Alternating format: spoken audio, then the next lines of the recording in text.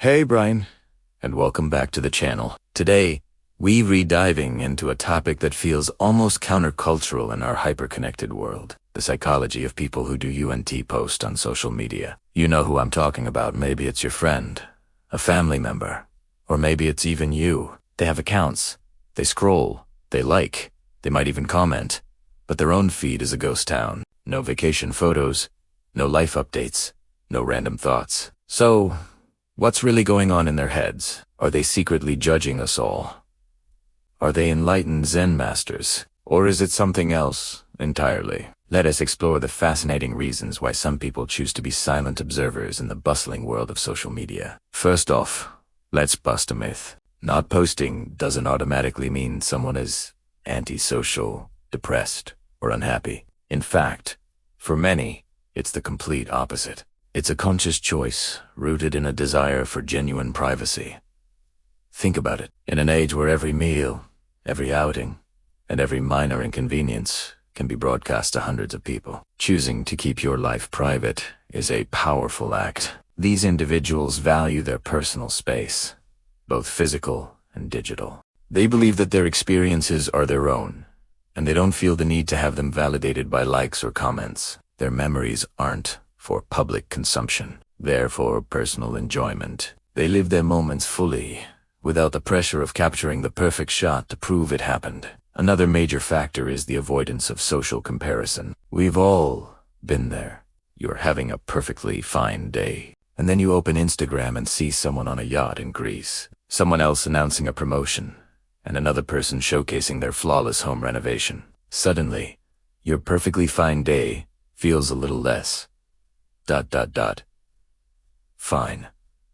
This constant comparison is what psychologists call upward social comparison, and it's a known trigger for anxiety, envy, and decreased self-esteem. People who don't post are often acutely aware of this trap.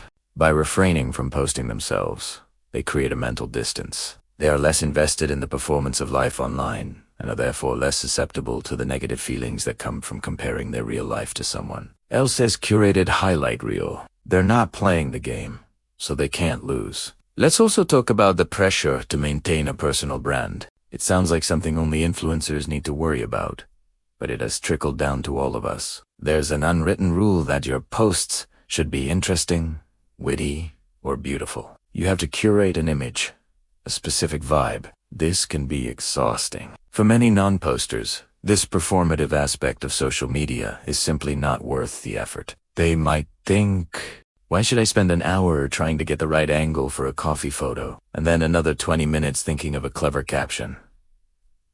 They'd rather just drink the coffee. This isn't laziness.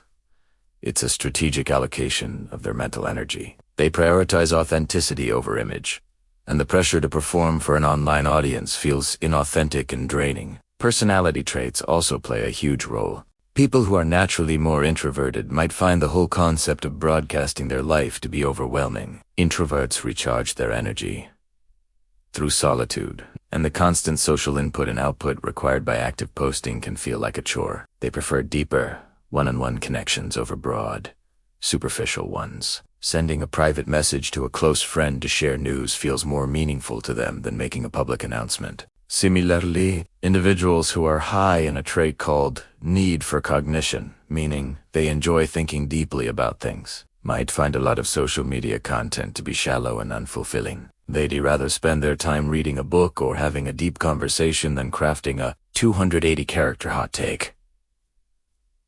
Another perspective is that of the content connoisseur. These are people who genuinely enjoy consuming content. They love seeing what their friends are up to.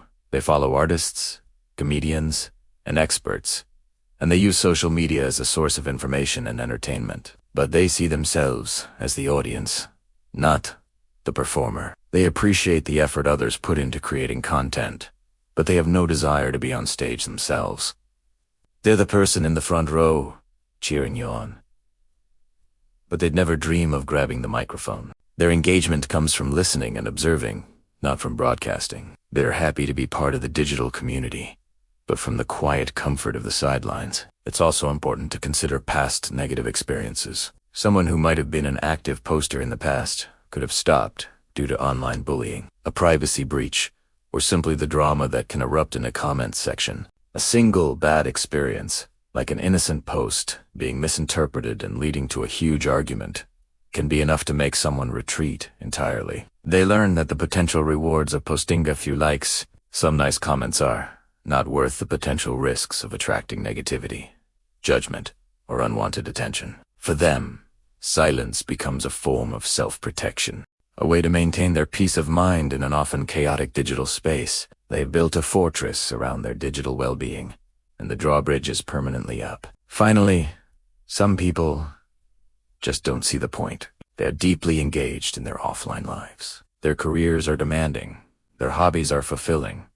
Their family and close friends keep them busy. They don't have the time or the inclination to document it all. When they have a spare moment, their first thought isn't, "What can I post?" but "What can I do?" They might go for a run, play with their kids, or call their mom. Their sense of self and their happiness are derived from their direct experiences, not from the online reflection of those experiences. They're not against social media.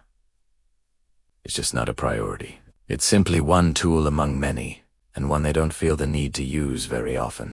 So, the next time you notice a friend who's gone silent on social media, don't jump to conclusions. They're likely not sad or judging you. They might just be protecting their privacy, avoiding the comparison trap, rejecting the pressure to perform, or simply investing their energy in their offline world. They are the silent observers, the content connoisseurs, and the masters of living in the moment. Their choice is a quiet rebellion against the post or it didn't happen culture, reminding us all that the most meaningful parts of life are often the ones that are lived, not just documented.